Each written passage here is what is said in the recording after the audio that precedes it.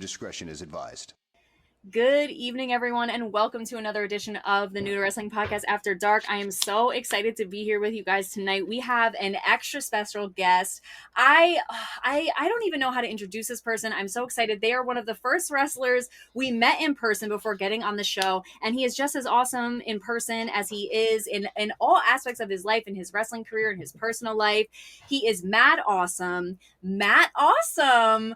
Welcome to the show, Matt. It's so good to have you. Thank you so much for having me. Man. Of course.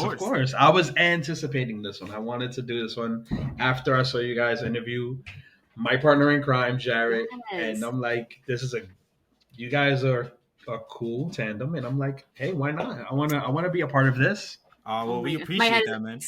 I know, literally, don't tell her anything. I'm so excited to have you here because, like you said, we interviewed Jarett, your tag team partner, Uptown Boyz for Life Girl, and we had sponsored your match at Jurassic Celebration, which was incredible. Once again, I will always shout out the Mecca and the community there, Bree Championship Wrestling, Shadow Wrestling. Love you, love everyone, the community, everyone there. I also wore, it's not a Crow shirt, but it is my Sting Crow shirt in honor because I know Close the enough. Crow is one of your favorite movies. And we're just so happy to have you here tonight. Number two. What would be number two? Thank you. Out of curiosity. They always flip-flop. It's either the Crow number one, Lost Boys number two, or Lost Boys number one, Crow number two. They flip. Wow. Very, very kind of similar vibes though. Love that. Favorite movies of all time. Wow. I have genre favorites too, but like those are my two top favorites. Love that. I definitely one of my favorites as well. I was gonna say too, I knew we would get along and we would cut it up just fine because I was watching some of your other interviews and you do this thing, and I hope this doesn't shatter the glass for you because I hope you always do this because I do this too, is that you always shout out your people and you'll you name all the names and you'll be like shout out, like, because I was talking to my roommate, hey Crystal, like I do the same thing, and I was like, and that's how I know because I do the same thing, and I love Trust that. You're gonna get plenty of that right now. Love that. And also another thing was too, I was on your Instagram and I told Xavier before we started, I was like, I was bopping to like every musical choice you had on promos, on regular posts. I was like, wait, who is this? I'm looking up lyrics. I was like, the vibes are immaculate over here on your Instagram. I was vibing, and I was like, we're gonna cut it up. I feel when I do my promos, I have to put music in the background. Like I can't do a promo without music in the background because to me it just feels like it's gonna fall flat. So not only do I go into my own personal playlist, I just see what's popular right now. Not only that, I have friends that do music. So here goes one for you right now. Shout out to Chael. I used his song for my montage of last year. Nice. And I put out a montage every year of what I've done, and his song was basically the song I used, which spoiler alert, that's my new theme song. Hey. Oh, so amazing! When I wrestle singles, that's my new theme song. But my tag team music is always going to be French Montana. Shout out to French. We grew up in the same project. I love that. I love that so much because it feels like music is very important to you because you had also mentioned in an interview that when you did Puerto Rican Weekend last year, you were like you had made a point to mention that the playlist was bumping. You were like, I was repping my people. I had my flag. The playlist was bumping. I was having a great time. And then you go on your page and like the music choices feel so like you just feel you in the room. Like obviously the post is your Instagram, it's your promos, but it's like it feels so intentional. It feels like like this is the one. Yeah, if you really listen to like each song in the background of each promo, I do use a lot of my favorite artists. Like the one we did for the last weekend show for Battle Club Pro. I used was it Spaz from NERD because I'm a huge NERD fan. Okay. Saw them live before, so of course I'm like, I need to use NERD. So I'm like, I found the instrument. I sent that to Jarett. I'm like, because literally we're sitting in the room watching the Knicks game while I'm editing the promo, Mm-hmm. so I can have it up like literally the next day at 12 Right. noon. And he's on one side of the living room in his house, and I'm in the dining room area, and I'm like, "What do you think about this song?" And I texted to him. He's like, across the room. He's like, and I'm like, that's how you know. Did it, posted it up, yeah. And every song that I've used so far with our promos, he's like, make sure you do instrumental so we don't get pulled from the internet with it. I'm like, yeah, but there'll be certain countries that can't listen to it. In the US, they're gonna be able to hear everything. Right. Yeah. So he was like, yeah, but still, instrumental. I'm like, all right, you got it. Because a lot of my personal ones, I'll put the lyrics in the background on purpose, because the lyric sometimes is an Easter egg to the promo. Gotcha. Like I try to put something like a song that's gonna match the promo very well. Love that. And we love attention to detail, especially this one. She's here for the little bits and bobs that really I really do make a full complete package. Yeah, and honestly, now I'm gonna be like really Googling lyrics to stuff and being like, what is he trying to tell me? I need to know this. I love that. In fact, the promo I did for We Are Wrestling, it was for the scramble match that Jay Bougie stole my win. Prior to that show, the We Are Wrestling show before that, I had a medical emergency in the ring. Oh yeah. So the promo, I started off with the word breathe, and it zooms in with basically I chopped down the match into a few seconds, and I used the song from Fabolous, Breathe, in the background. Yes. So awesome. Basically that was the cliff note of what happened. Like, hey, I had an asthma attack in the middle of the ring. I stopped breathing slowly. And yeah, this song basically is, it kind of symbolizes what happened, and that this is my comeback and this is my redemption match. And I'm going to redeem myself to go on to bigger and better things. So yeah, that's why, like, you see, I use music to signify what I'm doing.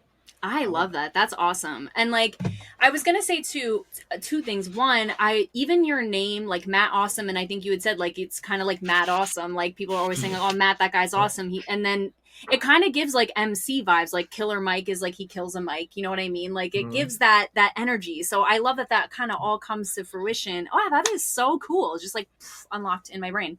Love that. I was also going to say, because you brought it up, the asthma attack that you had in the ring, yeah.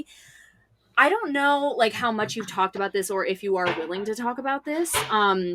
But I do think it is so, because you had mentioned that, you know, after that happened, like you worked really hard to like get your health right, your body right. You went to a pulmonologist, and we've talked many times on this show, because it's such an unfortunate thing for wrestlers like who have health problems like that. And there is no health insurance for wrestlers at this time, at least not in like, especially not in the independents. Like it's hard to get the care that you need to take care of your body. And I just thought that was so amazing that you brought that up. Like that you just like, you're like, I got to get my shit right because I want to continue doing this. I love this. And like, I need to take care of those things.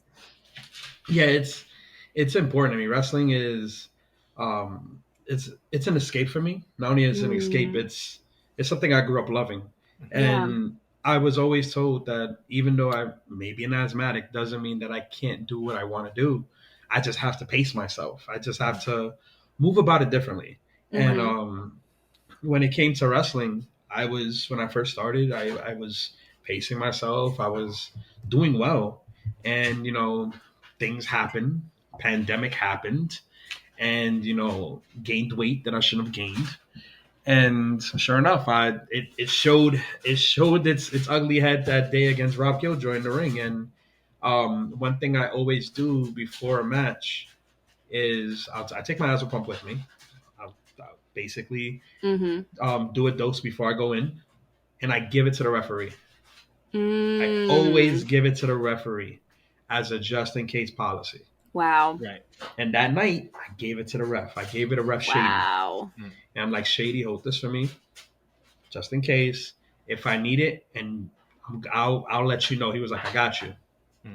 Sure enough, when I needed it, I couldn't really like reach up and say, give it to me, because I don't want the crowd to see that, of course. So I literally tugged on his pants, like on the bottom, like rolled like twice, and I rolled to the edge of the ring, and he handed it to me. So it was very secretively. He handed it to me. Mm. I rolled down and I went a little bit under the ring to like take a hit of it, and it wasn't working because it was more than just the asthma that I was kicking in. I was kicking my ass basically at that moment. And sure enough, they stopped the match. Mm-hmm. They took me to an area where it was a lot more air. I was able to breathe. They were like, "We don't got to take you to the hospital. You're fine. Just relax. Here, a little bit, drink some water, calm yourself down." It was a mix of things. Besides the weight, it was a mix of things that basically put me to that position, and it was my asthma too. Right. And sure enough, after I spoke with the pulmonologist, he told me what I had to do, what I had to take care of, and I took it full steam ahead, and I started doing that. And then last year, September, I decided to start a whole fitness journey to keep myself, in tune with my body, in tune with my health. And I started working with Cesar Bonone. He's actually first Brazilian signed WWE superstar at one point. He wrestled for AEW. He wrestles still in the independents right now down in Florida. And he's also a fitness and nutritionist for not only wrestlers, but other people. So decided to work with him. And since I was like, 245, I'm down to 215 right now. Wow. Oh my gosh. Just calorie deficit and working out. Motivation from him, motivation from my girl. She motivates me on a daily basis about it. Yeah. She makes sure there's greens on my plate. Mm-hmm. Someone's got to, yeah. And it's just to keep me in tune with what I want to do. And I love the business so much. Why not? And even Santana's been working with him, and Santana basically, look at him right now. He has the physique, crazy physique right now. And if I keep on doing what I'm doing, I keep on focusing on it, and I can achieve that too. And I just want to, I'm trying to catch up to Jarett here. That was our joke as a tag team. That's our joke as a tag team. I'm like, we're sex appeal. And he starts laughing. And I'm like, you're the sex, I'm the peel. Because I don't have it. And I'm like, I've been losing the weight. I don't know. I know now. We may just be like, it might be one now with it. We're just the sex appeal, both of us, times two. Highly dangerous. I love that. Since you brought up your girl, if I may, it feels like when you do interviews, like it does really feel like you have had a lot of incredibly strong women in your life. I feel like it kind of comes through. Like I believe you have an older sister, and I could be wrong. Like it just okay. So and it feels like you have a lot of strong female influences in your life, and it kind of I feel like coalesces with this. You said that your biggest accomplishment in wrestling was pushing through, which I thought was such an incredible answer. Like, because most people probably think of matches. I mean, you've literally tagged with Savio Vega and Homicide, and you said your biggest wrestling accomplishment was pushing through. And you had mentioned that, you kind of like got into your wrestling journey the year that your mom passed. Yes. Wow. It was, she passed that November. Okay. I started actually last week, made my 9 years, May 27th. Oh yeah, congratulations. I saw your like photo collage. It was so amazing. Yeah. She basically gave me the blessing to do it. And it was something that she would only want to watch when her husband, The Rock, was on TV. So The Rock, if The Rock was on, I had to tell her. And if I didn't tell her, she walks by the TV and sees that he's on, I'm in trouble. Oh, yeah, that's a no. But when I told her, I'm like, hey, look, I kind of want to do this. I want to get into this. I don't want to be an old man in a rickety chair watching wrestling. Be like, I could have did that when I was younger. I want to be able to tell grandkids, tell nieces and nephews, hey, I used to do that. Right. You want to see and put on a match, and they're gonna be like, "Oh my God, that's you!" Like I want to be that grandpa, that uncle. Yeah. So, she told me, she was like, "Okay, fine. What can I tell you? You're an adult. Just a few rules." I'm like, "Okay, shoot." And she told me, she was like, "Rule number 1, be careful, don't get hurt. Rule number 2, if you get hurt, do not call me. because I will go to the hospital, and whatever's broken, I'll break the other one, and you'll have two broken things. A typical Puerto Rican mom, basically. Yeah, I was gonna say. and three, the day I get signed to the WWE, I gotta kidnap The Rock and bring him home to her. You better hope he's in that day. So, all right. Listen, I gotta find him. But she passed that November, so she never got a chance to see me get in the ring, debut, do any of that. So at that point, I didn't have much in the business to basically continue. So I was going to pack it up and be like, you know what? It was worth a shot. Why not? And again, watching wrestling, seeing my friends on TV, seeing my friends wrestle, it dawned on me that this is something I can continue to do because she gave me the blessing to do it. So why quit now? Push through, do it. Wow. And like a year or two prior to her passing, my stepfather passed away. And he was a very strong figure in my life, to the point where he was the one to sit me down at the age of like 1-2 years old to watch wrestling, to watch Saturday Morning Superstars, to watch Glow, to watch Lucha Libre. Like I was with him watching the Colognes fight in Puerto Rico. Like I was watching those tapes when I was a little kid. And then my cousin Chris, shout out to my cousin Chris. He's another one that basically got me into watching, Ring of Honor, the independent scene. If I would have never started watching Ring of Honor with him and the independent scene, I would have never saw Homicide, Loki, Amazing Red. So all of that like dawned on me after my mom passed. I'm like, you know what? I'm going to keep on doing this. And I called up my best friend Peña, who's the first person to ever put me in a wrestling ring, Steve Peña. Wow. And I'm like, listen, bro, meet me at BWF. I think I'm going to do it. He was like, are you sure? I'm like, yes.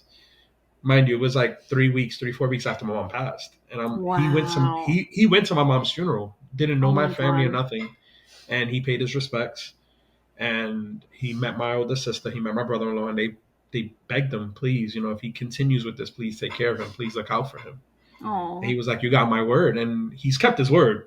Yeah. All these years. Oh my God. We met in the gym, me and him working out. And I didn't know he was a wrestler until he told me. And I trusted him enough to teach me, and he taught me a lot of the base I know. And then when I started wrestling, when I basically debuted, a year after I debuted, my older sister got diagnosed with breast cancer. So she's a breast cancer survivor. She fought through that. She pushed through it. She persevered, and she went through a lot of pain through chemo and radiation and all of that. And she became my motivation and my driving force to continue doing it. So I'll take a bump and I'm in so much pain. I'm like, she's in more pain than I'm in. I can brush it off and keep moving. And she's like the worry wart because we're 10 years apart. So it was like she kind of raised me too. Right. Yeah. And so she looks at me not only as like a little brother, but also as a son. So like her baby. Yeah. Yeah, exactly. So she's scared every single time I'm wrestling. She's like super scared. And she's like, you better be careful. Like, she'll text me, you're wrestling, right? Yeah, be careful. I'm like, Nina, I'll send you video after. She was like, I don't know if I can watch you. Just like a few of my other family members, they can't even come watch. Some of them can't even come watch me wrestle. Wow. Because they're scared to see me get bumped and beat up and stuff. I'm like, it's okay. I walk out of it. I'm like, I'm fine. I'll limp the next day. I won't limp in front of you. That's so funny. It was like what Jarett said, where he was like, I'll be sitting next to my mom watching me and she's worrying about me then. And I'm like, I'm right next to you fine right now. Like, obviously I'm okay. But it's just sometimes, I played my matches in North Carolina for the family because we had went out there last year in May for a weekend for my nephew's son's birthday. Wow. His first birthday. And we're there and I'm like, I want to see some of my matches. And they're like, yeah, let's put them on. So I put on the match of me and Steve Peña. Okay. And she was like, wait, isn't that the guy I met? I'm like, yeah, watch what he does to me. Brutal. Watch him stretch me out. The chops, when he was chopping me, she was like, I'm like, you should have saw my chest the next day. Like, it was amazing. That's amazing. Speaking of taking hits, I know, so you had this match with Jarett Diaz, who is your tag team partner. And we talk about this all the time. It's a quote either from Shawn Michaels or Triple H, right, Xavier? Yeah. Like about he basically like talks about, he's like, nobody is gonna hit you harder in the ring than your best friend. Is that accurate? 100%. Okay. Between Jarett hitting me, I can take his hits. I'll say it, and I know he's gonna watch this, and he's gonna be like, "Wait until we wrestle again." Bring it. I love this. I got a little bit more on him now. So. Yeah, a little bit more meat. The machine gun chops are gonna be a little different now. Exactly. But wrestling him, it was really good because, of course, I think back to like watching, Owen and Brett wrestle.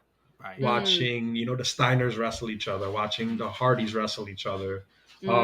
Instead of only the brothers wrestling each other, because we're not any type of way brothers. We're brothers in arms, I'll say. Yeah. It's more like FTR when they wrestled each other in AEW for the Owen Classic. Right. They beat the crap out of each other. Mm-hmm. And that's how I felt when we wrestled each other. I'm like, we're going to just beat the shit out of each other, and we're going to basically drive home. And the number one rule was, hey, if you drop me on the dive, I'm leaving you in Connecticut. I'm like, I'm not dropping you because I got to get home. Yeah, I need that ride. Oh, my God. No, but sure enough, we get there. We're looking at the ring, and I'm like, bro, this ring is like not your typical apron distance. It's a little longer. And he's like, damn. I'm like, I know where to stand. Just jump. So as soon as he biffs me off the apron, I'm on the floor. Plus they had somebody sitting right by there. And it was it was I forgot who it was. It was a kid that was sitting there, and I'm like, Jarett, please don't dive in this direction. Please don't dive in this direction. What direction is he diving in? That direction. And I'm like, oh God. And sure enough, I catch him. I take the brunt of him coming down, and my elbow bops right off the floor. And I'm like, that's my bad elbow. But hey, I didn't drop him. Right. I'm going home tonight. You're getting a ride home. Oh my God, that is so funny. I think the hardest person to hit me in a wrestling match, that's my best friend, was Steve Peña. He lit me up. If you guys haven't watched the fight, watch it, because you're gonna feel my pain. Mm-hmm. If you also saw Steve at Sábado Gigante. He wrestled that night also. Kelsey. So you saw how he was hitting. Yeah.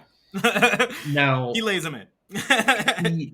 Mind you, he trained me, so we would train like that. So I was used to the training speed of it, not the match speed. Okay. The day is like I remember this day like the back of my hand, because it was kind of like teacher versus student at the end of the day. They kept on saying in the commentary it's like two brothers fighting each other. Right. And then they did mention teacher versus student at one point. Because again, he's the one that put me in the ring for the first time. I took my first rolls with him. I took my first bumps with him. I hit the ropes for the first time with him. He taught me a lot, and we would watch tape like crazy. Like, he got to bring me back my DVDs, my Ring of Honor DVDs, because he took them to study. Because I studied nothing but wrestling. So it's like we're there and we're talking about what we're gonna do. He was like, "You're ready for match speed?" I'm like, "Yeah." He was like, "I know you're ready for it. So just keep in mind how I hit." I'm like, "It's fine." That first chop, I'm like, I owe him money? Did I put gas in the car? I'm like, I know I paid for gas last time I was in that car. I'm like, I bought him water. Right. I was going down the list of like the list. No, all the while. What did I do? Did I say something slick to his mom? Like what? Like his hand was engraved on my shirts for like 3 days, 4 days. I believe it. No, I believe it. Oh my God!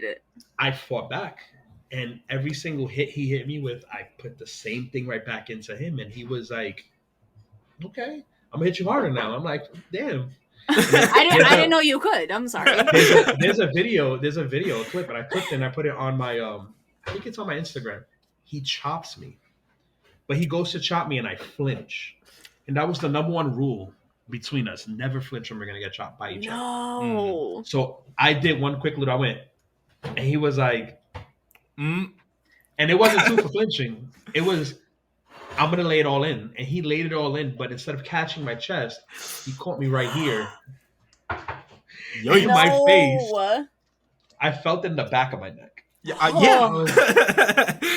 That's because the bones in your neck were trying to escape. That's why. I said, and I hit the floor, and then they got the camera angle of me going down to the floor, and they put the camera right in my face, and I'm like,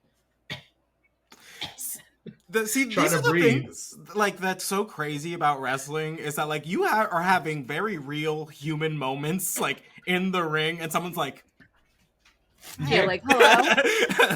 And then they threw me in. He threw me in, and he just kept on. And then I just was like, you know what? I'm just gonna fight right back. And I just started laying it back in on him. And then I grabbed the chuncla because he was like, yo, use it. I'm like, all right, cool. He was like, chop me in the chest with it. I'm like, all right. Right across the chest.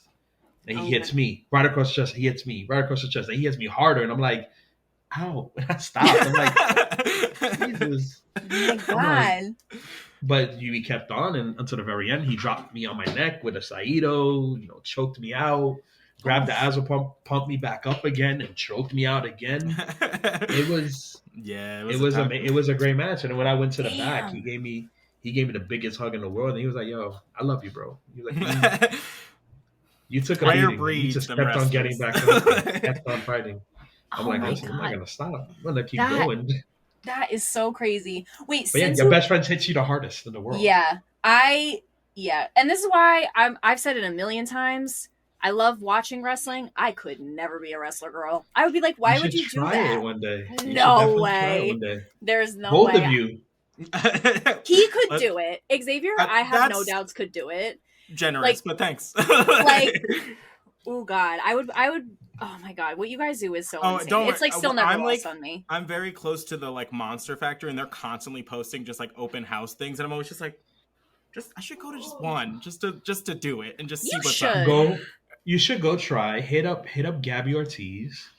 Tell her I sent you over. Heard. And tell her that you want to like take a bump or two. You want to just your podcast, so you'd love to interview her, right? And so she could record, and you both could go and try taking a bump. Hey. Oh God. Listen, what you guys do is so or we could do this. Or we could do this. The next show that me and Jarett are on in the Mecca, you guys come a little earlier, and we'll show y'all how to take a bump. Okay. And you guys could take a bump, and you guys could put it on. Listen, I'm game. I'm game. I'm down to try. I mean, I would do it just for the lore, to add to the lore for sure. That's what I'm saying. So, all right, the gauntlet has been. Okay, I literally Kelsey wanted to ask you about. I literally wrote this in my notes. I was like, I am 99% sure this man has a steel chair tattoo, and I think that is awesome. I love that. Yeah, that's fantastic. That's incredible. All right, the gauntlet has been thrown. You guys will find out whether or not we pick it up. We make this happen. Y'all will see. Just do a poll. Yeah. Drop in the comments if you want to see me and Xavier take a bump. And not the one you think. But since you brought up... Not the Hector Lavoe one. No. But since you brought up the Chancla, I watched the Chancla match. How iconic. I need to know... So true. One, I need... one day for you to have like a Chancla chain, like a gold plated diamond studded Chancla, like as a chain to come walk in the ring with. And then love that. 2, and you could add a chopped cheese as a charm one day. And then also I need to know, did you take one of the Chanclas like as a souvenir, or are you walking around with somebody's size 6 like? All right, so fun fact. All the chanclas that got thrown at me that day, or thrown into the ring as a tribute to me. Mm-hmm.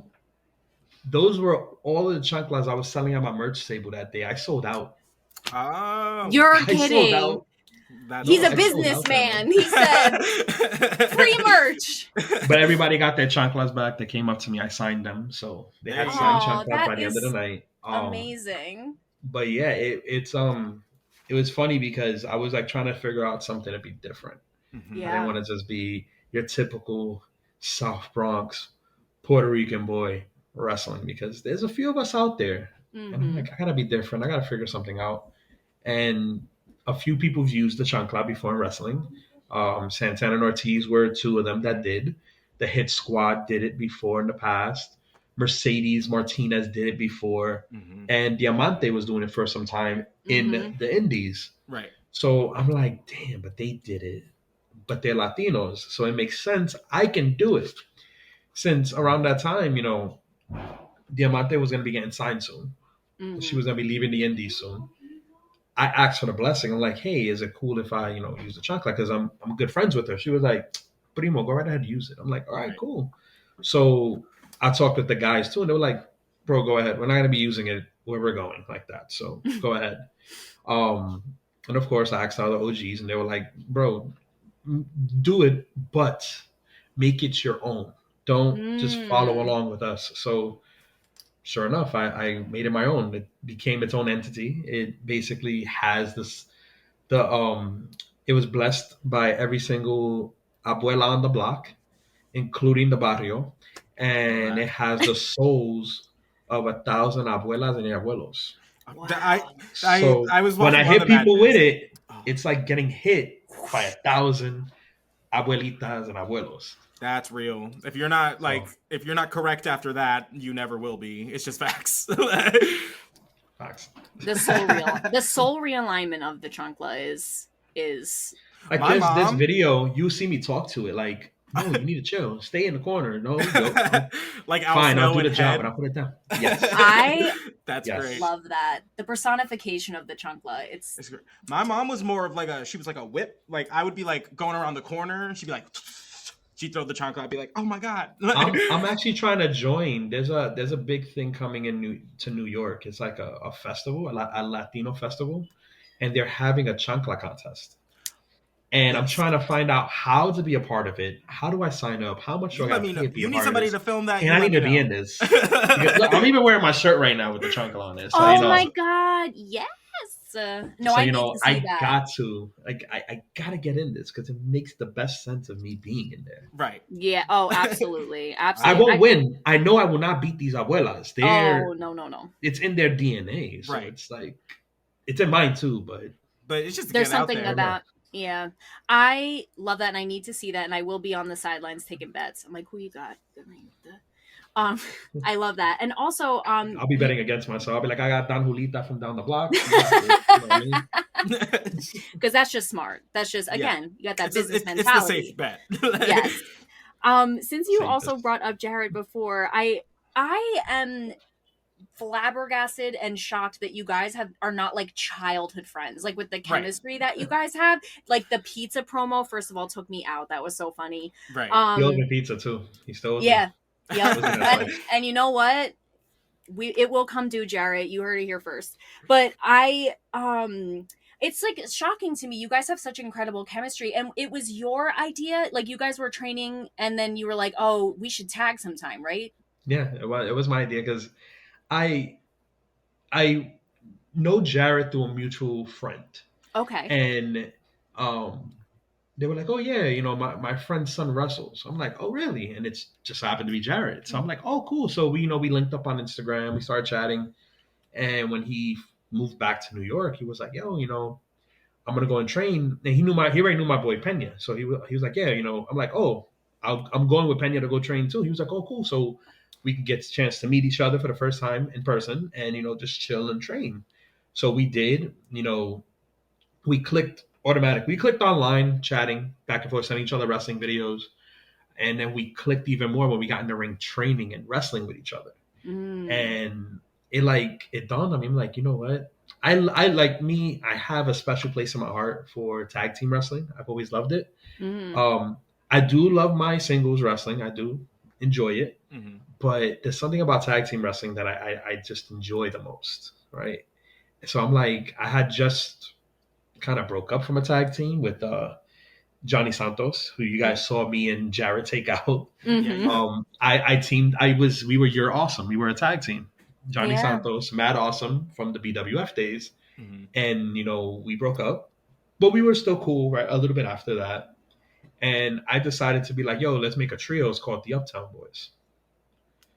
It was going to be Bad Boys, but I'm like, I'll get away from that.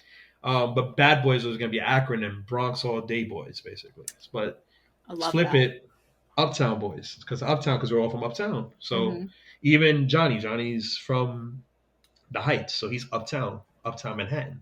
So we're the Uptown Boys.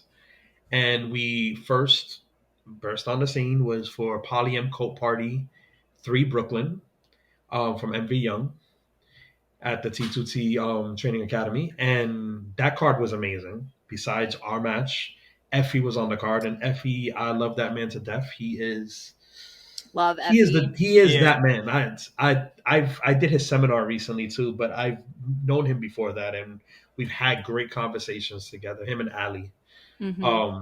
But he was on that card that day, and he was even watching our match, and he enjoyed it. He was like, you 3 guys, not only are you guys handsome, but you guys can move, and you guys have this chemistry.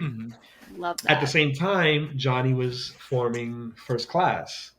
So he already had his faction kind of established with them. So I'm like, well, let's just keep it the Bronx Boys, Uptown Boys right here. And it stayed me and Jarett. And then one of our first tag team matches that we had together was in Connecticut. And it was supposed to be a part of a tag team tournament to win titles. And it just so happens the company just fell flat right after that first show. But we won that match. We dominated. And mind you, we had no tag team moves together. We had really nothing. And we're driving up there and we're just piecing together moves on our drive up that we do already. Right. I'm like, how about I hit this and then you come in with your double stomp? He was like, that makes sense. I'm like, we're gonna do it. I'm like, you'll get your dive. I'm like, you get your dive. When we set up for you to hit the finish, I'll do my cannonball to the outside. He was like, all right, cool. And sure enough, we meshed it all together and we got in the ring. And everybody who was there that saw us wrestle for the first time, they were like, our friends were like, there's something there with you guys. Like, you guys have this chemistry that you and Johnny never had. I'm like, really? Like, you guys just like complement each other so well. I'm like, okay, I like the sound of that. And sure enough, after that, you know, Jarett does his singles stuff, which he wrestled greats like Rich Swann, Tony Deppen, Dan Moff. You know, he's wrestled so many great talents, and even freaking Speedball. Like, crazy. Jarrett's trajectory is completely on a different level. And, you know, I love teaming with him. I love the tag team stuff. And again, he was so new to tag team. I'm like, yo, let's just do this. And you guys saw it, even though you kind of saw 30 seconds of it the last show. But if you've seen our other matches, we gel very well. And it's like he wasn't new to this tag team thing. I definitely wasn't. Like, he'll look at me like, I'm gonna do some tape study. I'm like, do some tape study. Him and his franchise self, he goes and he watches tapes, whatever type of match we're gonna do. He watches tag team matches of that nature, and he's like, okay, I got ideas, I got structure. I'm like, cool, I got the moves, and we'll just mix everything in together. And both of our brains, once it goes into wrestling mode, that's it. But how cool, like, that. Even if like he is like wanting to do like a singles thing, like, you know, for the long run, like, how cool to be such a big part of making him a more like complete wrestler, you know, because that is, you know, he's wherever he ends up going, it's not like he's not going to end up in tag team matches. Like, it's going to happen, you know? Exactly. And that's the good thing. Like, he was teaming with the Rapture. It was the trios, right? Even though they're both, when he was a part of them, he was still singles wrestler, right? Jay and Rich also do, you know, shout out to Jay and Rich. Eventually down the line, hopefully you'll get the Uptown Boys versus, you know, the Rapture.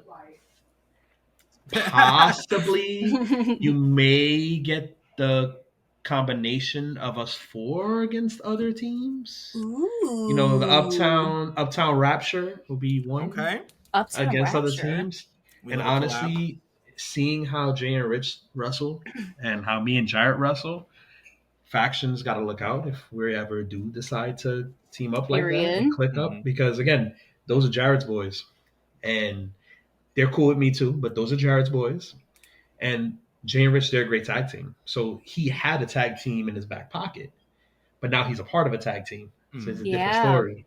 Right. And all the like promoters, like after we come out of our matches, the promoters come to us and be like, "Hey, how long you guys been teaming for?" And we'll tell them, like, we're not a fairly new tag team. We've been doing this now for like a few years. But Jared's like, you know me, I'm not 100% a tag team wrestler. I do singles, and he was like, and Matt does too. I'm like, yeah, I do my singles matches, but my heart, I love tag team wrestling. There's something about it that I love about it. I mean, more components, you know. There's more people. There's more just but like this can happen.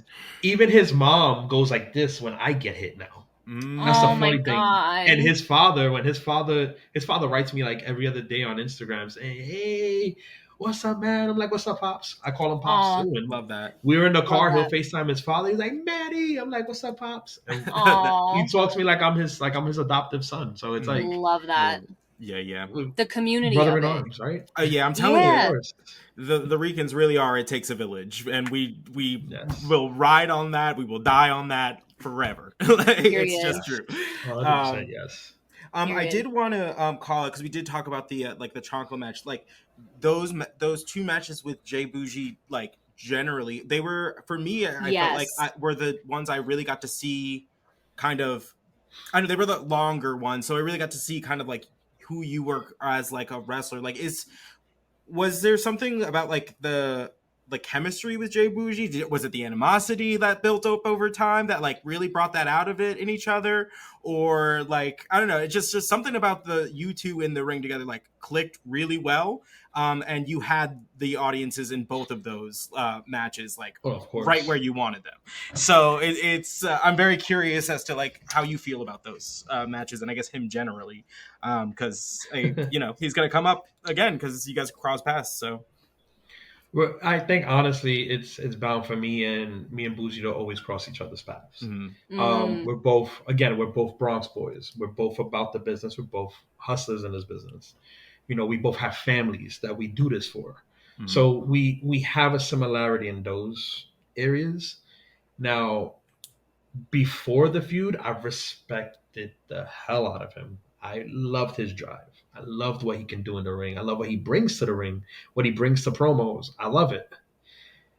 He stepped on my toes, and you know, you don't step on another man's toes. You don't eat off of another man's plate, basically. And he did that.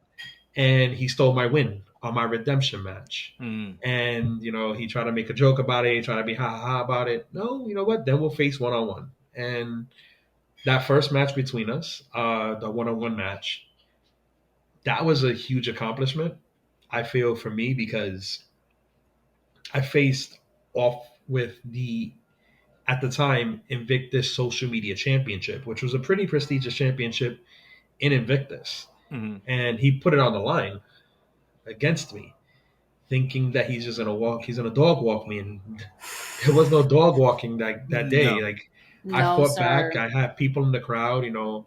My biological mom was in the crowd. She was there with my brother, and you know, he dragged me over to her, and then she was gonna fight him. She was in the crowd trying to fight him, and you know, he threw me back in the ring, and we just went at it. You know, we had our brawl. You know, his friend cheated for him, put his foot on the ropes after they counted to 3 for me. I had the title, lost the title right away. Crazy. And then he stole the win again. He stole the win. He interrupted the pegao. He interrupted the pegao con con match. Right. There could have been a definitive winner between what do we call the rice on the bottom of the pot when it's already burnt onto it, and that is pegao. But Dominicans will always say it's con con. It's pegao. Yep. And we were going to get a definitive winner, but he came in, hit me with a chair, and the only reason why I went to a no contest was because he is neither Dominican nor Puerto Rican. So with him doing what he did, threw the match out. So everybody's confused about that. They're like, wait a second, you guys, it was an all-out brawl. There shouldn't be no disqualification. There really wasn't, but it went to a no contest because a non-Latino came into the ring and interfered. That's why it went to a no contest. It wasn't that Pegao was winning because we got hit with the chair. No, it was just a no contest, just to keep it there. And he wanted to yap off, and he seemed to forget that Johnny Santos was the person I was going up against in that match. And we have a history of a tag team. We have a history of not liking each other too at the same time. But we put that aside. First class let him work with me. Jarett was like, I don't trust him, but you know what? Do what you got to do. And we did what we had to do in the match against Bougie and PB Smooth. And PB's he's tall. The boy. He's tall. Mm-hmm. My girl's coworker was like, damn, he's big. I'm like, yeah, he's big. And he picked me up. He picked me up and flung my ass. And he's a big dude. Yeah. But, you know, we lost. Yes, because, again, the chemistry wasn't really there with You're Awesome anymore. It's with Uptown Boys. Right. I think if Jarett was in my corner, we would have taken out the Killionaires. But, again, you know, I had my redemption. And I got a chance to take out Bougie. I did my famous, and I will always forever do it now, even more as a tribute to Sabu. I threw a chair in his face after he hit me with it. I didn't use the chuncla, but the fans used the chuncla, and everybody saw a different side of me. And everybody saw a different side of me in that match. I was a little more aggressive. I was like, you know what, I'm not gonna let you. I'm gonna bring out the young Matt from the South Bronx, Patterson Projects, born and raised. I'm bringing him out tonight, and I brought him out, and I had to do what I had to do. Yeah. And of course, the fans loved it. They threw their chunclas at me, and they didn't hurt.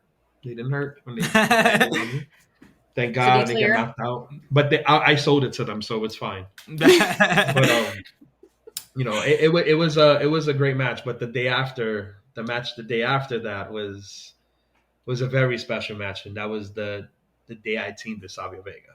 Yeah. Yes. Okay, yeah. We are. Thank God you brought this up. So in the show, we started in like 1996. So we are in like the thick of like Savio being around, being present. We are the Boricuas, like great time. It. Great time. I love that man. I love him. When they were out there like stealing the Disciples of Apocalypse like motorcycles and like running out, great time. But we are always like just hyping up Savio because like it feels like sometimes like in WWF that it's just like they just kind of stick him places but he's always game. It does not matter the situation, he's always game, and I respect that so much about him. So please, like, what was that like? I'm sure like growing up as a fan and then getting to stand next to him as a professional, like what is that? What was that experience like? And because he was, he's older at this point. So was he limited? 60s. Was he limited at all? Because it didn't seem like it. So because not at all. If he was hurting, I couldn't tell. So not at all. That man could go. Like it's crazy because last year was a special year for me with wrestling. Because in March 30th, I teamed with one of my other heroes, which is Homicide. Right. I teamed with him. And that was given to me by Loudy's Wrestling. They gave it to me and Jarett to team with him. And Grim Reaper knows how much of a fan I am of Homicide. He also knows how I'm connected to Homicide because one of Homicide's old students, EC Negro, which is shout out to EC Negro too for this one. EC Negro put me in a car with Homicide, and we were driving to a show, and we were having a great conversation. I was picking his brain. Before that, we were in the same locker room together for a show that they put me on for the first time. And that was the show where the late, great Vince Steele took my head off with a clothesline 3 times. Damn. And when I got to the back, Homicide was laughing. He was like, "Yo, he took your head off." And we were joking around about it. And I'm the wrestling fan in me is like, "Oh my God, Homicide is talking about my match. This is crazy."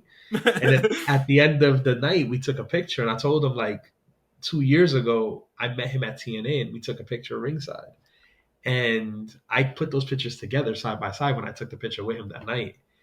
And then, you know, I've taken rides with him, picked his brain. He's told us stories. I was at his tribute show. And then fast forward to us teaming together, and he was like, he hits me up in the DM, "Yo, you ready to have some fun?" I'm like, Homicide to my DM telling me we're gonna have fun in the match. That's so awesome. I have that match, and then we are wrestling Pete Rosado, which is again shout outs to Pete Rosado for this one. He was like, "I'm gonna have you team with Savio." I'm like, "What?" He was like, "Yeah, you're gonna team with Savio Vega." I'm like, "Why? What? Me? Why me? Why?" He was like, "Matt, you are the most Puerto Rican wrestler I know that's on my roster. You're gonna team with him." I'm like, fair enough. All right, cool. We'll do this. So I go and I meet Savio at another show here in the city, and I'm talking with him. I'm like, yeah, I'm the one that's teaming with you in November. He's like, oh, you're gonna team with me? All right, cool. You wrestling tonight so I can see your stuff? I'm like, no, I literally just came here to meet you and just to hang out with the guys. He was like, okay, cool. I'm gonna look at your stuff, and we're gonna work. I'm like, you gonna look at my stuff? I know that's Savio crazy. gonna look at my stuff? Sure enough. The day before, of course, he wrestled Darius Carter in the Bronx the night before. So we're in the locker room, me, him, Dan Moff, and I forgot who else was back there. Steve Mack. Well, the old hit squad. We were all there back. We were in the locker room talking, bullshitting, making jokes, joking with people. And I'm like, yo, I'm literally in the locker room with two wrestlers who I consider my wrestling uncles, which is Dan Moff and Steve Mack, and Theo Savio. This is crazy. Right. So the next day, he gets there a little later. Mind you, me and the guys we're already talking about stuff. He goes, "Okay, what are we doing tonight? Let's talk. Let's go." And we were like, "Oh, we figured, He was like, "No. I want to work. We working tonight. We having fun tonight." Love this. The little kid in me was like, "Oh my god." Oh Eden, my god. Eden and Rosito were the same way because Eden said it. And it's funny, if you guys ever talk to Eden, ask him about the pictures that his grandmother had on her wall. And one of those pictures she had was a picture of Savio Vega. Period. Amazing. So he got a chance to wrestle Savio Vega. I had the chance to team with Savio Vega that night. And he is exactly what his nickname is, Theo Savio. He is your Theo through and through. And I can flex a bit. I have Savio Vega's number in my phone. So period. When me and Jarett go out to Puerto Rico for the tag team titles of Shadow Wrestling Alliance, we're gonna go and fight the champions out there. Damn. I'm calling up Savio and be like, "Hey, Theo Savio, what's up? I'm in Puerto Rico. What are we gonna do?" That's gonna be amazing. Linking up with Savio Vega in Puerto Rico is crazy. Right. I don't think it gets more whoa. That's awesome. There may be one little thing to get a little bit higher than that's me having lunch or something with Dwayne, but that's a different story. that's right coming right up the pipeline then, because you're this close. My god. And honestly, check the track. We have always said it's Savi with the hands. He is always willing to jump in. He's got those kicks that he was doing in your match. We've always said that his spinning heel kick is deadly. It is a thing of beauty. It's like him and Owen Hart. I'm all day long. I asked him if I could do it, and he was like, "Listen, if you could get it done right, do it." I'm like, possibility, because even Homicide gave me okays to do certain things that he did. Gotcha. So he was like, "You could do the uppercut," because he was like, "You're doing the uppercut the way I did in my early days." He was like, "Keep the uppercut." I'm like, cool. So I kept the uppercut. Wow. Love that. And for the Sábado Gigante show, if you didn't notice, I pulled the fork out. I did notice. And I was getting ready to stab somebody up, and that's what Homicide does. Homicide pulls out a fork and jig you with the fork. That's awesome. I did that as a tribute to Homicide because he just retired from the game. So I'm like, he just retired a few days ago. I'm going to pull out the fork. And I had the fork hidden in my knee pad, but it was starting to stab me. So I'm like, I don't want to get stabbed anymore. I put it inside my singlet underneath my shirt, and I pulled it out from there. That's amazing. The attention to detail is really, I love that. Sending me. Amen. Love that. We are wrestling is an art. Yeah. Remember that. Wrestling is an art. So if you can take and you can add little details, little Easter eggs to what you do, to basically stand out and people catch it, my job is done. Wow. And love that. Speaking of people that have influenced you, you suggested for us to watch one of my favorite matches I think ever, and just one that's so highly respected and regarded, insane from wrestlers and fans. It is Eddie Guerrero versus Rey Mysterio, the Cruiserweight Championship versus The Mask at Halloween Havoc in 1997. Yeah, this was Kelsey's first time watching it, which my favorite thing about doing this show is watching Kelsey watch things for the first time, because it's just stuff I have been like, I've been watching since I was like a little kid, so it's stuff I've like seen like a million times. So like, even though I'll still love it, there's something about watching something for the first time, and seeing Kelsey watch this was great. So tell us why this one specifically. I'm sure we know, but for you, why this one, and kind of exactly. And why and what you kind of pull from Eddie Guerrero as far as like what you do today. All right, so top notch, number one, best wrestler of all time, favorite wrestler is Eddie Guerrero, hands down. If the day of that WrestleMania viewing party that I was at, hanging out at, would have had an Eddie Guerrero tattoo, I would have had an Eddie Guerrero tattoo right here, instead of a chair. But I got a chair instead. Even if it was like the Latino Heat Flame, I would have gotten that right here. Oh yeah, I would have. I'm surprised I don't got an Eddie Guerrero tattoo yet. But listen, basically, there's still time. That match to me was, because again, I was a WWF, WCW kid. I would watch Nitro from 8 p.m. to when Raw would start, and I'll start watching Raw from 9 o'clock on, but I'll be flipping between channels every commercial break just to see what was going on. Because back then, we didn't have dirt sheets. We didn't have the internet so live like it is right now, or any cheat stuff. We had to literally wait till we read the newspaper the next morning in the very small column of the sports section that said the results from wrestling. That's all we had in the back of the Daily News. Right. Crazy. So, like, I fell in love with the Cruiserweight division. Loved it. I was always an Outsiders fan. I loved Scott Hall, Kevin Nash. They were my boys. But when it came to the Cruiserweight division, they stuck out like they were the best. They were charismatic. They reminded me when I was a little kid watching Lucha Libre, because most of them came from AAA and CMLL. Yeah. So watching Eddie Guerrero and knowing about Eddie Guerrero prior to WCW a bit, a very small bit I knew about him because of the Los Guerreros, his family.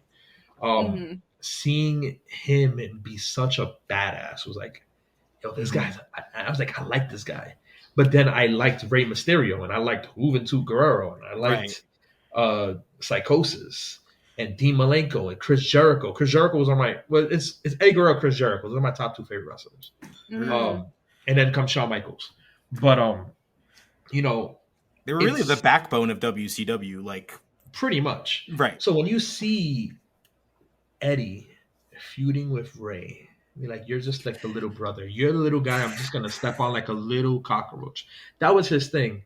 And then to know the history behind it, the story of that match and why it turned out the way it turned out was because they didn't want Rey Mysterio to keep the mask on.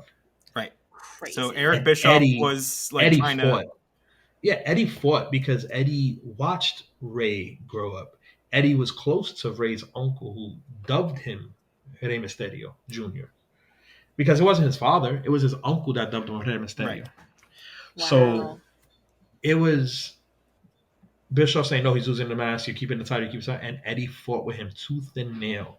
So right before they're about to go through that curtain to wrestling, he says, you're winning. And walks out. Yeah. Crazy. So that match, from beginning to end, because I'm a type of... I've learned from, like I said, my training lineage is crazy. Like certain wrestlers say, yeah, Amazing Red trained me, or this person trained me, and they have like just one listed wrestler that trained them. I have a list of wrestlers that helped train me, help mold me into who I am today in the ring. So, you know, it's just like the Eddie seen him grow. So Eddie was like, you know what? No.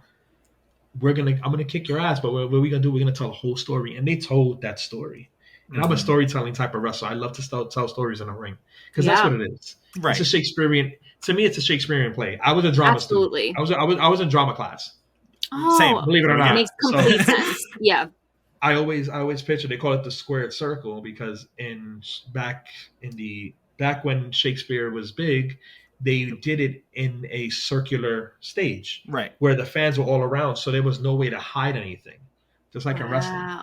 Right. We're in a square ring. We're in a square circle. Right. Shakespeare. So we're basically Shakespeare with tights and body slams and blood. And body oil. Pretty much. So, you know, they told such a story in that match from beginning to end, to the very, very end of that match, even to the point where he started ripping Ray's mask, thinking, you know what? Even if you beat me, I unveiled your face. I'm just gonna rip it. Like, it was just the intensity. Like, oh my God, is he gonna show his face? Oh my God, he's gonna show his face. That's how I went through that whole match. Yeah. Oh my But God. every single time I go back and I watch that match, I catch a little different detail. Every single time. And I've watched that match probably over 100 times. And I'm still catching little things here and there. My thing about Eddie Guerrero specifically is because he was such a like huge personality, I feel like people like forget how technically sound this man was. This like the things that Ray was pulling off, Ray would never have been able to do if Eddie was not where he needed to be, because Ray was like out here innovating moves on the fly, but Eddie needs to be where he needs to be to take it. He did the DDT when he walked up. That was the first time he ever did that moonsault DDT, and Eddie caught him perfectly and ate it. I'm exactly. And it's just one of people like, and you know, because wrestling is moments, so you always remember, you know, like the lying, the cheating, the stealing, the big personality things, but like the consistent work that this man was like, it's not talked about enough as far as like you just saying that is just like you're scratching the surface of it. You gotta take it back. You gotta take it to like the first New Japan Super Juniors. You gotta take it back to that when Eddie Guerrero wasn't even Eddie Guerrero. He was Black Tiger Mask. Yeah. He wore a mask, and he would still, his character would resonate out of the mask, which as a masked wrestler, you have to do that. You have to it covers your face, so there's no facial expressions. Your body has to tell a story. Yeah. You can tell, like, you're like, that's not Tiger Mask. That's Eddie Guerrero. If you knew who he was when he was in a tag team before that. And that tag team is an amazing tag team. And then you fast forward to WCW when he was by himself. Then you fast forward a little bit more. Him and Ray team up as the Filthy Animals. And me and Jarett actually took one of their moves. And we do one of their tag team moves. Wow. And again, like I said, every year I have to put something of Eddie Guerrero in my repertoire somehow, some way. Either if it's the way I have to say a promo or a move that I do in the ring or a tag team move. Like this year, I put a tag team move in there. That's Eddie Guerrero, Rey Mysterio. I have to put something to honor. Like, love that. He was for the Mexican culture, but to me, he was for the Latinos, all the Latinos. Yeah. The way he put on for the Latino community. Versus because now is where we get more of the representation when it comes to Puerto Ricans in wrestling. Because you got your Damian Priestes. Even though he was just released, you know, they finally said where Calito was from. They said he was from San Juan, Puerto Rico recently. Right. They always would say from the Caribbean in the past. Right. They never said where he was from. Right. And so once we know he's from there and he has brothers and they were in the WWE, wait a second, they're from there too. Yeah. You got your Santanas, you got your Ortizes, you got your Kingstons, you got your Homicides, you got Loki, you got Red, you got all of these guys, and they represent for the culture. But now, not back then. The only person that was really doing it back then for the Puerto Rican culture and the community was Savio. Yes. Because he was the only one, realistically, until they were like, "Oh, let's start a faction." Yeah. Yes. Yep. Los Boricuas, and that was short lived. That was like literally very short lived. Which it was like a year. Sucked. Yeah, it was like a year maybe and some change. But I always felt like, especially during that time period, like I feel like WWE like didn't know how to showcase wrestlers from other and that's very apparent in like when they bring in like lucha libre wrestlers, like they're always in like a random 6-man tag and they don't know any of the moves, and like so like I just feel like especially in that time period there was that learning curve was like severe. There was a lot there was a lot of like not only discrimination when it came to like that, but when it came to women's wrestling too, because the young women from Japan came over at one point in time, and they were outshining the American women here, right? And they won the titles, took it back to Japan, and what ends up happening when they go to Japan, with the titles, they come right back and they lose to a scrub team. Right. And they were like, okay, you're never gonna work here again. Go back because you outshined our girls. Bull Nakama only stayed in the WWE for a year and then she went back to Japan. Right. It's crazy. What is it? What's her name? Wow, brain fart. There's another Japanese wrestler that she came over. She was killing it. Asha Khan, there we go. Oh yeah, she was killing it. Sent her right back. Right. Like it's like, and then there was a learning curve when it came to cultures, and then now is when it's like, oh yeah, we can use them now because they know what they're doing. They've always known what they were doing. They were always a step ahead. I know a lot of times they were a step ahead, and okay, now we get your Nakamura's, we get your Taka Michinoku's, but they were also using Taka weird too. And then when Taka went back to Japan, he was a boss. So it's like cultural differences. Like they don't know how to use the culture unless they're from here. Blonde hair, blue eyes. I'm sorry to say it like that. And especially in the time period we're like watching, where it's just like that's just what it's so apparent. Because we are literally like at the tail end of like the gold. You're shaking off all the dredges of the golden era into the. So have you watched the Caesars? Era. You watched the Caesars Palace WrestleMania? Yeah, the WrestleMania 9. We also watched the documentary about it also. So the Hogan, the Hogan of it all. Yeah. Don't piss me off. I swear to God. Listen, that's why I love the Iron Sheik. Forever. When I watched, because we did an episode just on Yokozuna, and when I got to the Hulk Hogan part, I'm not kidding, I had to pause and take like a lap. I was so pissed. I was like, "Are you?" I was like, I was texting him in all caps, like, "Are you serious?" Sorry, brother, I'm not putting you over, brother. That was Hogan. It doesn't work for me. And it doesn't work for me, brother. Nope. Like, don't. Like, that's why I was a Macho Man fan. I was a Roddy Piper fan. I liked Ricky Steamboat. I the workers, those guys. The workers. Hogan, I was a bit of a Hulkamaniac at one point, and then I realized I started seeing him like, why can't this guy lose right? Like, never. Macho Man just lost. Why can't you lose? Right. Jake the Snake. Like Jake the Snake won, and you can't even lose. Like, what's going on? Like, that's what I'm like. That's the bag. That's the bad part. He needs to lose. Yeah, we air him out on a regular basis. So safe space. We be airing him out on a regular basis. Oh, and another favorite match of mine is Shawn Michaels, Razor Ramon, WrestleMania 10 ladder match. Yeah. I haven't seen that one. We'll have to go back and do that. We did watch Owen versus Brett from that WrestleMania, but that was the best. That was one of my other favorite matches. Yeah, I love them. Class. I miss Brett every day. If you look at what my favorite matches are, you kind of get an idea of like the style of wrestling I like to watch. Yeah, but it's very much aligns with what I like to watch too, because that Halloween Havoc was crazy, and I was on the edge of my seat the whole time, and like I will never forget, and it was way. You gotta watch their other feuds. Then you're gonna be getting to their other feuds soon. Absolutely, we will. But I remember, like, way before this show was even like a twinkle in our eye. Like, it was like back in the days where I was like going over on Wednesday nights and we were watching like AEW Dynamite, eating pizza, and just like hanging out.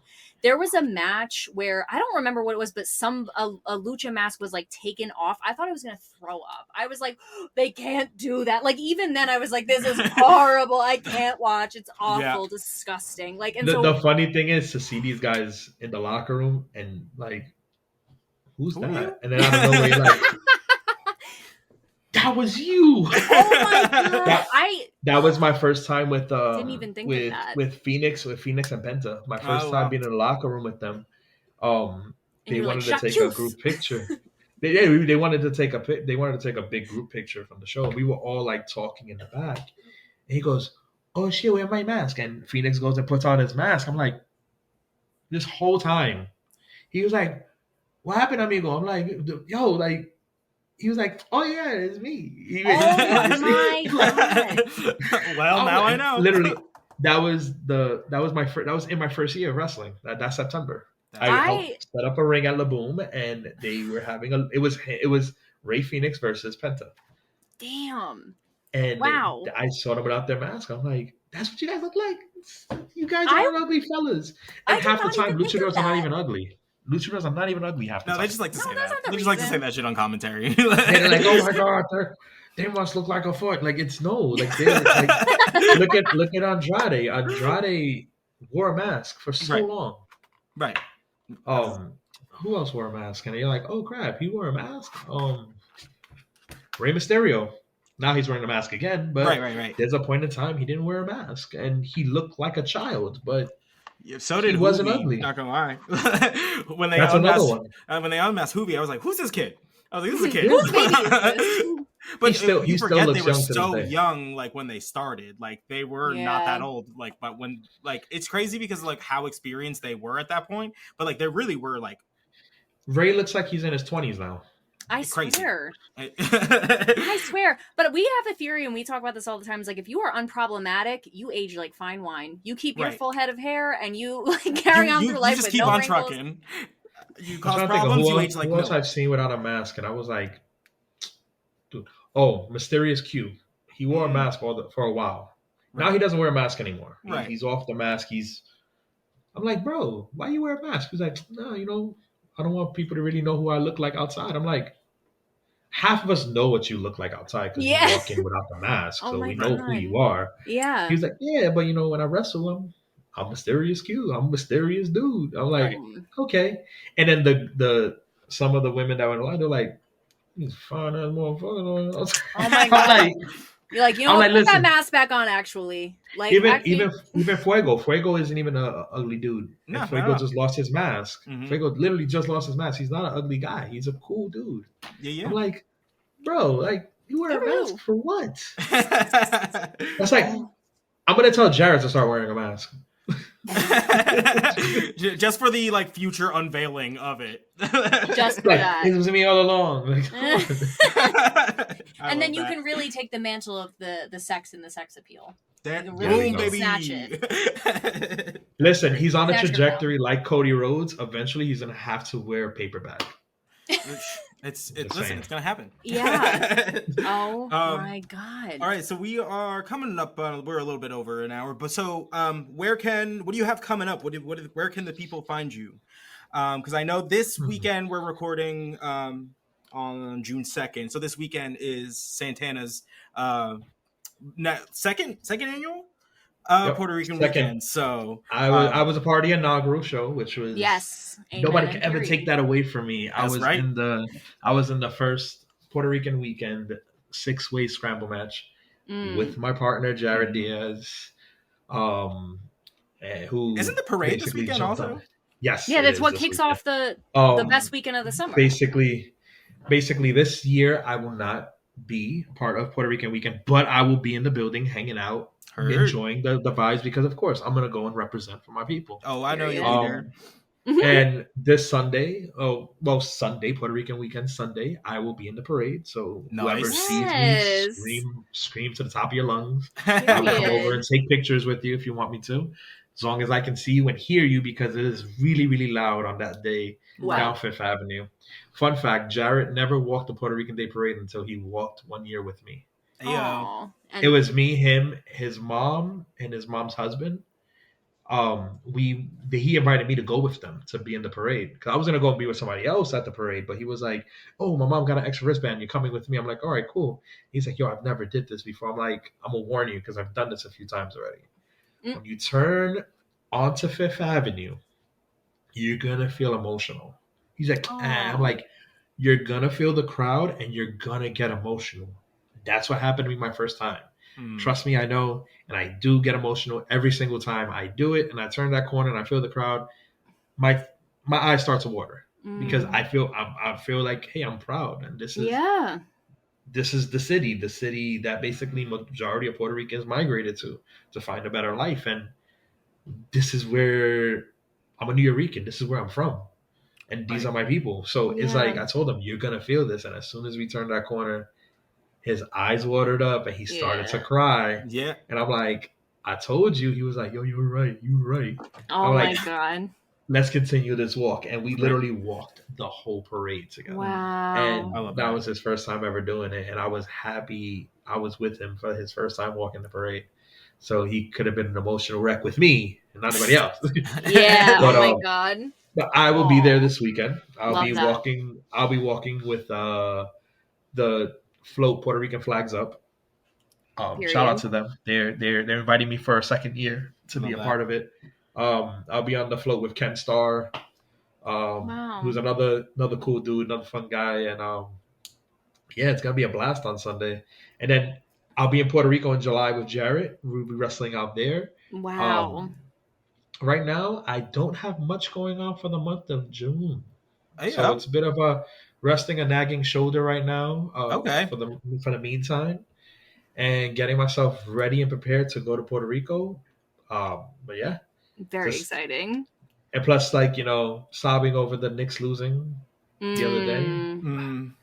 Damn. Next year. But baseball's here, so my Yankees and my Mets are doing great. So I'm happy. Baseball is in full swing. So Good. Oh my I god. am not mad. I'm not mad at all. I'm just sad the Knicks are not in the finals, but it's okay. The Knicks will break your heart. My god. The Knicks will nick, as me and my coworker say. The Knicks are gonna nick. And that's all you can say about it, really, at this point. Yes. What a That's all we sin. can Right. say. That's great. Oh my Do you God. have any final questions, Kelsey? No, I don't think I do. I would keep you here all night. This has been the best. This has been so awesome, and I'm so grateful you came on the show, and I cannot wait to see you again in person. Like, this has just been the best. Not a You see, I question. wish we started a drinking game for every single time you said awesome. Yeah, Oh, honestly, maybe I'll have to start a count like in the on the screen somewhere so that the people can play at home. we could do a watch party. Y'all will be wasted, and I'm gonna start doing it even at the next Mecca show. I'm gonna be turned at the Mecca show with those plastic cups of beer, which is lit. So. Listen, fun fact: in the basement of the Mecca, there's a bar. Yes, we walked in there by accident one time. We actually, I don't know if you listened to the whole Jarett Diaz story, but we ended up backstage at the Savio Gigante event. We almost like walked into the building through the entrance curtain of the show, and yeah. We got to the entrance, and I like looked at it, and I was like, I've watched enough wrestling to know that if we go through that curtain, we're in the show. We're in the show. So I was like, let's not do that. Awesome. So we like went in through the bar. It was a whole thing. I think we didn't talk about it on the episode. We might have talked about it when we wrapped afterwards. But like, gotcha. Yeah, we basically ended up backstage our first time there through the bar, up the back. That bar is so cool. Yeah, oh my god. Me and Jarett, we shared shots with Flip Gordon. Nice. That's great. Wow. Awesome. That is like so the stories awesome. The more stories I could have told you guys, like my interaction with Will Ospreay a few years back, me hanging out with the Bucks and Cody at freaking Ring of Honor. Like, oh my god! Stories. Oh, we're gonna cross paths again. Don't worry. You're gonna come back on the show without a doubt. You'll probably be our first return guest because we love to gab. You love to gab. So it's Gab City. Hey, Kelsey, you have some homework to do now. You got more Eddie Guerrero I do. matches to go and find. Oh yeah, and just wait till he makes his way over in WWE because we'll get there eventually also. So thank you for sending that match also though. Like that, really amazing. You gotta watch their SummerSlam match, their WrestleMania match against each other. Those think the Halloween Havoc match that set the tone. All the other ones after that. Because they both just get better with experience. So I can't even fathom that in my I know wrestling brain. That's the problem. And they're too good. I would also suggest watching Homicide versus Bryan Danielson, Manhattan Mayhem, when Homicide wins the Ring of Honor championship. Yeah, that's a really, really good one, actually. Amazing match. Yeah. That's one of the matches that made me the hugest Homicide fan. And we talk about that whenever we're around each other. That match comes up and we talk about it. Like we were in the locker room with it was me, Homicide, Kenta, and Mac, and we were talking about Ring of Honor. We were talking about like matches. When Kenta mentioned it, Kenta started talking about it first, and Homicide looks at me and goes, and I'm like, Kenta goes, what? Kenta goes, what happened? I'm like, that's my favorite match, and he was like, what? Oh my god! And we start talking about it with each other. So I'm there again, wrestling fan inside. I'm like, oh my god, I'm talking freaking wrestling with Kenta. But my professional self is like, yeah. Love But that. that match, and then there's another one. You go back to Ring of Honor, it's the Outlaws, which is Eddie Kingston and Homicide versus the Briscoes. Oh, the Briscoes. They go bananas. Yeah. They go bananas to the point where they start the fight. This was your regular tag match. They're not listening to none of the rules, neither team. Mm-mm. So they're making a no DQ match, false count anywhere. And they go bananas on each other. Tables broken, guardrails bent, chairs thrown at each other's heads. It was an amazing fight. Oh my God. That. Must watch. I got my list. I got my homework. I'm clocking in. Oh, and clocking in. Matt's gonna follow up. I know he will. So. Oh, I will. I definitely will. And you got to watch me versus Steve Peña just so you can. Oh my God, definitely. You can hear the gunshots because those are gunshots. They're brutal. But all right, Matt, thank you so much for coming on to the show. I'm gonna wrap us up. Thank you guys for watching, listening, commenting, subscribing wherever you find the New to Wrestling podcast. For our special guest, Matt, Awesome, Kelsey, my name's Xavier. We will catch you on the next one. We will see you there. Bye. Bye. Bye.